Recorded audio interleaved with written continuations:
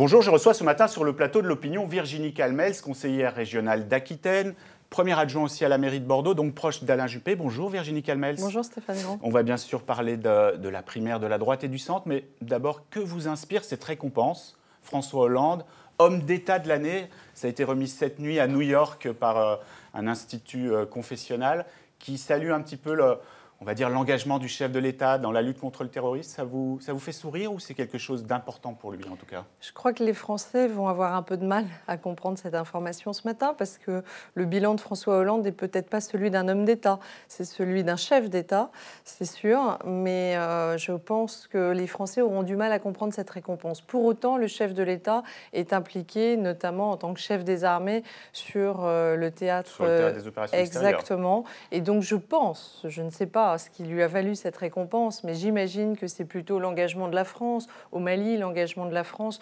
aujourd'hui aux côtés des Américains pour tenter d'éradiquer Daesh. Et je crois que c'est plutôt ça qui est salué, que sa politique économique, malheureusement, qui n'est pas celle d'un homme d'État, ni, je pense, la façon dont il aura gouverné la France sur tout ce quinquennat, qui laissera un goût amer à ceux qui ont voté pour lui ou à ceux qui, comme moi, n'avaient pas voté pour lui, mais sont extrêmement déçus du bilan et de, je dirais, la tendance, malheureusement, dans laquelle la France s'installe, c'est-à-dire plutôt une baisse de tous nos indicateurs forts et notamment une hausse du chômage. Alors, on est dans la lutte finale d'une autre compétition, la primaire de la droite et du centre. Vous soutenez Alain Juppé, forcément, j'ai envie de dire. On est le 20 septembre, c'est dans 2 mois le premier tour. Cette déclaration hier, une redite de Nicolas Sarkozy qui a dit que l'on devient français quand nos ancêtres sont gaulois. Qu'est-ce que ça veut dire? Vous allez donner l'identité heureuse face à ça? Non, mais là encore, je crois que vous l'avez senti, Alain Juppé n'est pas en réaction par rapport à la phrase de la veille de Nicolas Sarkozy. Ça va être une constante? Oui, je crois que c'est tout simplement sa marque de fabrique, ce sont ses convictions. C'est un homme qui a des convictions, qui déroule un projet, qui n'en varie pas parce que justement, il ne cède pas à la pression du sondage ou de la petite phrase. Il déroule un projet, il a beaucoup travaillé.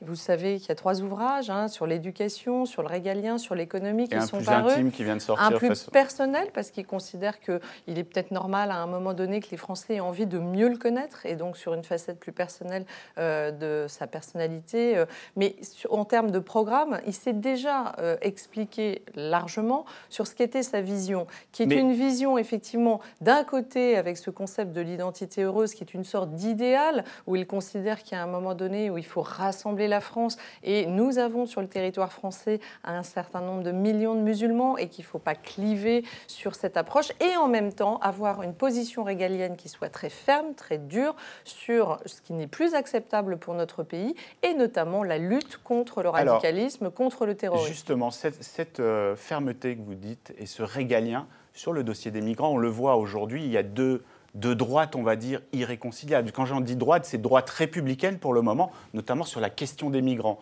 Est-ce que, dans quel sens vous allez, vous, aujourd'hui, si vous dites on accueille, on intègre, ou alors on ferme la France et on ne déroule pas, entre guillemets? Écoutez, j'aurais tendance à vous dire que c'est peut-être un peu simpliste de présenter le problème sur ces 2 facettes. Donc je crois, Alain Juppé est maire d'une grande ville, comme vous le savez, de Bordeaux, et il a dit qu'il était absolument contre le fait que l'État impose aux maires le fait de prendre des migrants. Maintenant, la position de Laurent Wauquiez est assez ferme. Voilà, oui, il lance une pétition nationale. Je pense que le sujet n'est pas là. La question d'accueillir 12 000 migrants, c'est-à-dire 9 000 de plus que les 3 000 existants, on voit bien que c'est l'épaisseur du trait. Donc pourquoi la droite réagit violemment? D'abord parce que la gauche, comme souvent, nous fait des grandes déclarations la main sur le cœur, mais regardez bien sur le terrain. Est-ce que les élus de gauche se précipitent pour accueillir des migrants dans leur commune? Ce n'est pas tout à fait le cas.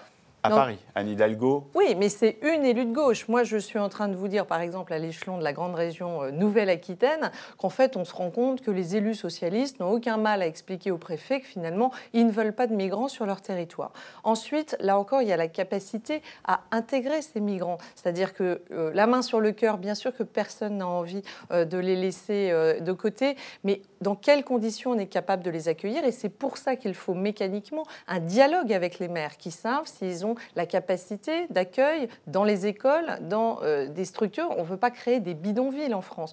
Donc on a ce sujet. Après, J'aurais tendance à dire que 9 000, c'est rien au regard, si on pense à Mme Merkel et l'Allemagne qui en a accueilli 1 million. Qui paye les conséquences électorales aussi. Oui, mais ce n'est rien. En revanche, et je crois que c'est à ça que la droite réagit, c'est pour ça qu'il ne faut pas opposer les droites. Je crois qu'on est d'accord pour dire que le gouvernement actuel doit avoir une visibilité, une politique. Il ne s'agit pas juste de dire « Ah, on est évidemment, on a envie de sauver ces personnes-là ». Et là encore, de ne pas confondre ce que sont des exilés politiques et qui demandent un asile politique et ce que sont des gens en situation irrégulière. Il faut absolument scinder les deux. Quand il s'agit d'exilés politiques, bien sûr que la France, de par ce qu'elle est, une puissance mondiale, la 6e du monde, se doit de faire un geste vis-à-vis de migrants, mais là encore, dans quelle proportion et dans quoi mettons le doigt? C'est-à-dire, est-ce qu'on met le doigt dans un engrenage infernal parce qu'on n'a pas pris les bonnes positions vis-à-vis notamment de nos pays voisins ou vis-à-vis de Schengen. Donc je crois que c'est ça le débat. Le débat, il n'est pas de savoir si on va refuser 9 000 migrants ou pas, il est de savoir donc les conditions d'accueil. Et les conditions d'accueil premièrement, et deuxièmement, est-ce qu'on met le doigt dans un engrenage infernal ou est-ce qu'au contraire on prend des mesures pour évidemment traiter ces problèmes à la source? La révision des accords du Touquet est par exemple une nécessité quand on parle de Calais. Voilà. Et donc là encore, on a besoin d'entendre le gouvernement. Qui les a signés d'ailleurs, les accords du Touquet? Vous le savez si vous me posez la question. Non, mais ça fait partie du débat sur la primaire, ça aussi. C'est effectivement Nicolas Sarkozy qui avait signé cet accord. Mais ce qui est certain, c'est que nous sommes aujourd'hui dans un autre contexte. Nous avons besoin de revoir ces accords, mais nous avons aussi besoin d'avoir une vision, une vraie politique sur l'immigration et sur les conditions de gestion.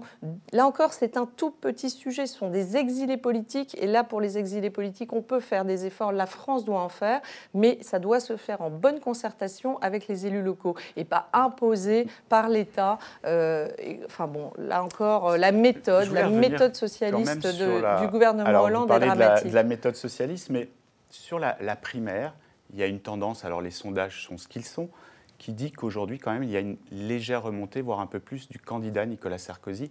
Est-ce que ça ne crée pas des tiraillements ou ça n'agace pas le candidat Alain Juppé? On l'a lu, on l'a entendu, c'est quelque chose de concret ou pas? Je crois qu'il n'est pas agacé par la remontée de Nicolas Sarkozy. Il est parfois agacé par le titillement redondant d'un certain nombre de journalistes sur une question qui est parfois... c'est pas facile, vous savez, quand vous portez un projet, quand vous avez des convictions, d'avoir le sentiment que vous tombez dans la caricature ou dans le rétrécissement de sa pensée. L'identité heureuse, ça mérite un développement, ça mérite une attention portée à son raisonnement. Il a un raisonnement derrière tout ça, une projection, un idéal. C'est pas un naïf, Alain Juppé. Il est au contact au quotidien d'une population qui n'est pas celle qu'on croit depuis Paris, c'est-à-dire une ville bourgeoise tranquille. Non, Bordeaux a aussi des gens qui vivent en dessous du seuil de pauvreté, a aussi son lot de problèmes de terrain. Et c'est un élu de terrain. Et je crois qu'il doit être un peu agacé parfois de sentir qu'on caricature sa pensée ou qu'on voudrait l'enfermer dans une case qui n'est pas la sienne. Voilà, c'est pas la remontée de Nicolas Sarkozy qui l'agace, parce que là, c'est normal, on est dans une compétition de haut niveau. On a des athlètes de haut niveau pour le coup. Je crois que c'est la force de cette primaire à droite et j'espère qu'elle va passionner les Français parce que nous avons des candidats de haut niveau qui ont extrêmement travaillé, qui ont des projets qui sont charpentés. Quand je vois le travail dans l'équipe Juppé et la richesse du projet, la façon dont il est financé, dont il est carré, il y a une vision et cette vision, elle est intéressante parce qu'elle n'est pas que pour la conquête du pouvoir, elle est aussi et surtout pour l'exercice du pouvoir. Alors ça, c'est ce que vous dites intéressant, c'est la une de l'opinion aujourd'hui en disant il y a des projets, ils sont même souvent, en tout cas, financés. On verra après, c'est dans la conquête du pouvoir, mais il n'y a rien qui fait rêver, j'ai envie de dire. Où est le projet pour la France? Alors, il y a des slogans, identité heureuse. De l'autre côté, chez Marine Le Pen, c'est la France apaisée. On verra pour le Parti socialiste et la gauche. Mais où est le projet qui fait rêver la France aujourd'hui en se disant « je prépare la société pour dans 10 ou 20 ans », comme l'ont fait de grands anciens comme Pompidou à l'époque? Mais je crois que malheureusement, on vit dans un monde où on a du mal à faire du fond. Si vous lisez les ouvrages d'Alain Juppé, en détail, nous avons cette vision. Si vous regardez, il va encore s'exprimer. Bientôt, il va donner ses propositions sur le numérique, par exemple, c'est-à-dire les emplois de demain, comment le monde du travail est impacté par des choses tellement nouvelles qu'il va falloir sans cesse s'adapter à toutes ces évolutions.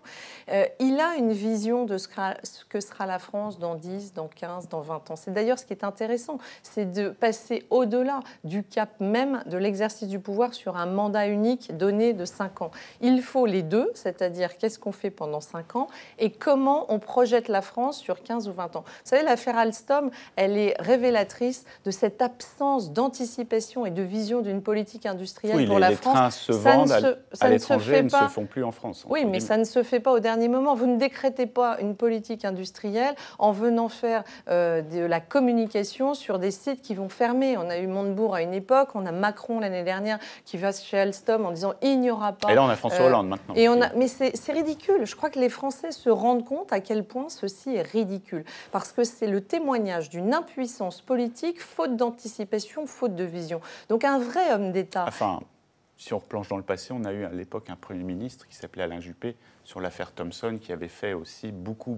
Quand vous êtes au pouvoir, vous êtes obligé à un moment de défendre la bannière France, même si la réalité... Mais bien sûr, et défendre la bannière France, je ne critiquerai même pas le Made in France lancé par Arnaud Montebourg, on y adhère. Il faut défendre la bannière France, mais il faut la défendre à temps. Ça ne sert à rien, quand vous êtes devant l'obstacle, de constater qu'il y a un obstacle. Tout le monde le sait quand on vient de l'entreprise, quand on est chef d'entreprise. Au moment où vous décrétez des licenciements, les problèmes, ils sont antérieurs. Et il faut avoir de l'anticipation, il faut avoir une vision de long terme pour gérer ces problèmes-là. Ce n'est pas quand on annonce une suppression de poste à Belfort que soudain tout le monde est en émoi. Le carnet de commandes va se Mais bien sûr, mais c'est trop tard et tout le monde le sait et tout le monde sait que l'impuissance du politique sera flagrante. Alors il se trouve que quand c'est des sociétés où il peut y avoir une petite participation de l'État, on va peut-être leur forcer la main, mais à quel coût? C'est-à-dire qu'in fine pour le contribuable ou pour les Français, c'est un désastre. Donc de toute façon, c'est pas comme ça qu'il faut mener une politique économique, il faut de la vision. Donc quand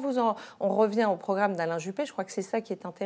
C'est comment il pose les fondamentaux d'une inversion de la tendance actuelle qui est au déclinisme français, en redonnant confiance aux investisseurs, confiance aux salariés, confiance à ceux qui ont envie de faire bouger dans ce pays, c'est-à-dire qui travaillent, qui se bougent et qui ont envie que ce pays renoue, je dirais, avec de la croissance, avec du plein emploi et avec une vision pour les générations futures. Vous savez, Alain Juppé a commencé sur l'éducation. Ce n'est pas un hasard, c'est justement penser bien au-delà d'un quinquennat parce que l'éducation, c'est la préparation des générations futures et c'est ça qui est important pour nous. C'est là, et c'est quand il le dit, c'est la mère des réformes, c'est justement parce qu'il a une vision de long terme pour la France. Très bien, je vous remercie d'être venu sur le plateau de l'Opinion. Merci beaucoup. À vous.